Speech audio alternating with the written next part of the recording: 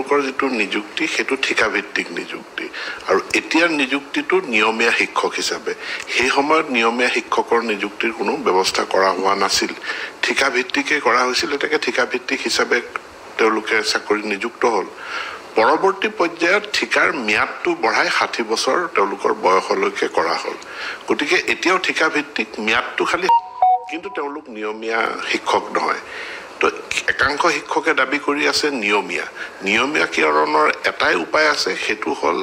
নিয়মীয়া পদৰ কাৰণে বিজ্ঞপ্তি এতিয়া অসম চৰকাৰে ৩৫,০০০ শিক্ষকৰ পদ অভিজ্ঞ শিক্ষক যাৰ এক্সপেৰিয়েন্স আছে ইয়াত নতুন শিক্ষকে আবেদন কৰিব নোৱাৰে নতুনকৈ কোনো আবেদন কৰিব নোৱাৰে গতিকে যাৰ অভিজ্ঞতা আছে সমগ্ৰ শিক্ষাত শিক্ষকতা কৰাৰ এনে শিক্ষকে এই ৩৫,০০০ চাকৰিৰ বিপৰীতে আবেদন কৰিব পাৰিব আৰু কৰিলে চৰকাৰে বিবেচনা কৰিব যদি কোনো শিক্ষকে বিচাৰে যে মোৰ 60 বছৰ পৰ্যন্ত মোৰ যি গ্যাৰান্টি আছে গতিকে মই ঠিকাভিত্তিক হিচাপে থাকিম তেওঁ ঠিকাভিত্তিক হিচাপে থাকিব পাৰিব কিন্তু কোনোবাই যদি বিচাৰে যে মই নিয়মীয়া হৈ যাওঁ তেতিয়া হলে তেওঁ ইয়াতে আবেদন কৰিলে তেওঁৰ চাকৰি নিয়মীয়া হ'ব নিয়মীয়া হলে বেনিফিট এইটোই যে তেওঁলোকে ফ্যামিলি পেনশন পাব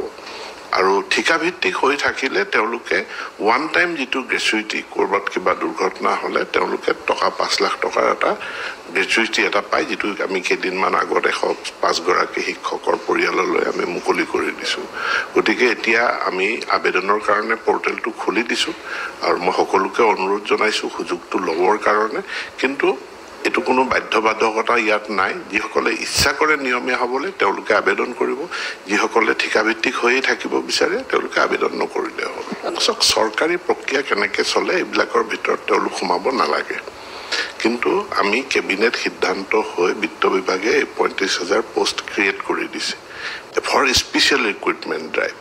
আৰু যেতিয়ালৈকে এই পদখিনি থাকিব স্পেশাল ৰিক্ৰুটমেন্ট তেওঁলোকৰ কাৰণে